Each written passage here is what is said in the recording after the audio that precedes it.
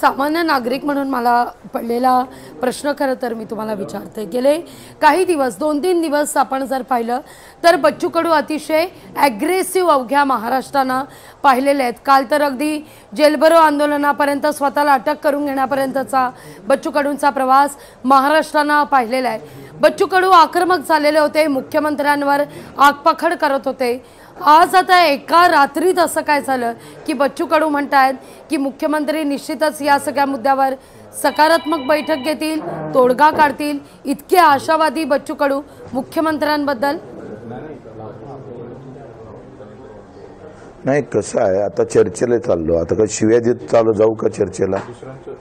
तुम्ही सांगा, काही जेव्हा आपण एखादी बाब आपल्याला मिळवून घ्यायची आहे, तर आता तुमचं अशी अपेक्षा आहे का आता मी शिव्या देत देत जावं मुख्यमंत्र्याला? ही शक्य नाही। काही घटना, काही स्थळ, काही वेळ त्या प्रमाणे वागत। पाऊस आला तर वातावरणात बदल होतं का नाही होत? नाही होत बदल। उन्हाचा बदल वेगळा असतं, पावसाचा वेगळा बदल होतोय। आता आंदोलन झालं, आता आंदोलक म्हणून भूमिका संपली, आता आम्हाला त्या मीटिंगमधून कसं शेतकऱ्याला जास्त मिळून देता येईल त्या पद्धतीने जावं लागेल, रोल बदलावंच लागेल ताई। अगदी अगदी परिस्थितीनुसार आपल्याला बदलावंच लागेल असं म्हणताय बच्चू कडूजी तुम्ही, मान्य आहे आम्हाला। या सगळ्या मुद्द्यावर काय वाटतं तुम्हाला, एका बैठकीमध्ये यावर तोडगा निघेल की या सगळ्या संदर्भात काही बैठका घ्याव्या लागतील? आम्ही फार सकारात्मक नाही, निगेटिव्ह पण नाही आहे।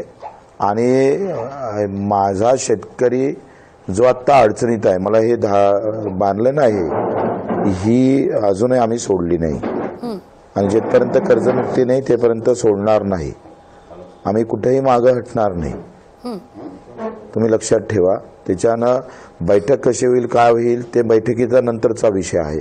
आता आम्ही आमचे मुद्दे फार चांगल्या पद्धतीनं मांडू। जेवढी भूमिका आम्हाला शेतकऱ्यासाठी वटवता येईल, मेंढपाळ, मच्छीमार, दिव्यांगासाठी, त्याच्यापेक्षा जास्त प्रामाणिकपणे आम्ही त्या मुद्द्यावर प्रामाणिक किती राहू हे फार महत्त्वाचं आहे। ते सत्व तत्व सगळं जपण्याचं काम आम्ही करू।